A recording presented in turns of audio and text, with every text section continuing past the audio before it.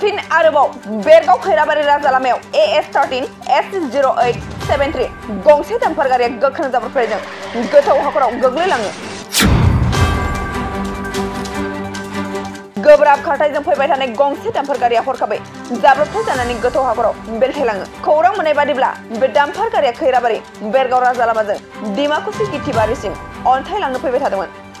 नाथाय गोख्रों खारथायजों फैबाय थानाय बे दाम्फार गारिया हरखाबै देवागुरि गुरिहाटि पाक्कानि दालाङाव रेलिंनि सायाव सौग्रावनानै गोथौ हाखराव गोग्लैलाङो होननानै खौरां मोनदों।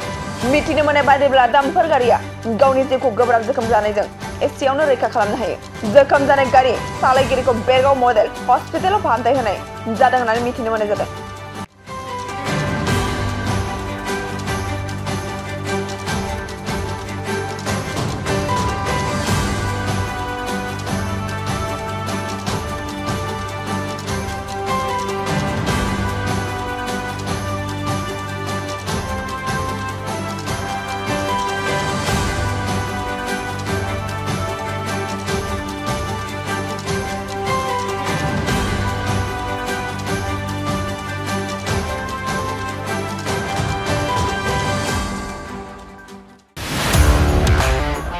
सेरफांगुरि बाजार शोरूमा माग बिहु दामाका अफार लाबोदों।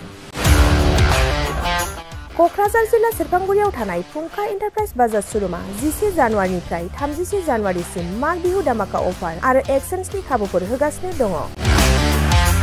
नोंथांमोना सेरफांगुरियाव थानाय फुंखा एन्टारप्राइज बाजार शोरूमाव खुंफुंजानाय माग बिहु दामाका अफार एक्सचेन्जआव फैनानै नोंथांनि लुबैनाय बाजाजनि बाइकखौ लांफैनो हागोन। बाजाजनि बाइक सालायनो मोजां मोनग्रा रायजो राजाफोरनो फुंखा एन्टारप्राइज बाजार शोरूमा लोगोसे मोजां अफारफोरबो लाबोदों। बेफोरनो जाबाय 90% लन, गंनै हेलमेट फ्रि, केस होनानै बाइक बायगिरिफोरनो 1000 रां केसबेक हरफिननाय जागोन आरो माग बिहु दामाका अफार एक्सचेन्जजों लोगोसे बाइक बायगिरिफोरनो गांसे ब्लेंकेट फ्रि हरफानाय जागोन। फुंखा एन्टारप्राइज बाजार शोरूमा आरो मोजां खाबुबो होबावदों। 500 रां होग्रोनानै गोसोबायदि बाइकखौ आवग्रिना दोननो हागोन आरो गासै गारिजों लोगोसे मोनफा मोनफायै इस्युट गिफ्ट हरफानाय जागोन। आबुङै मिथिबावनो थाखाय 8135872656 आरो 9101547892 जानबुं नम्बराव खौरां लाहरनो हागोन।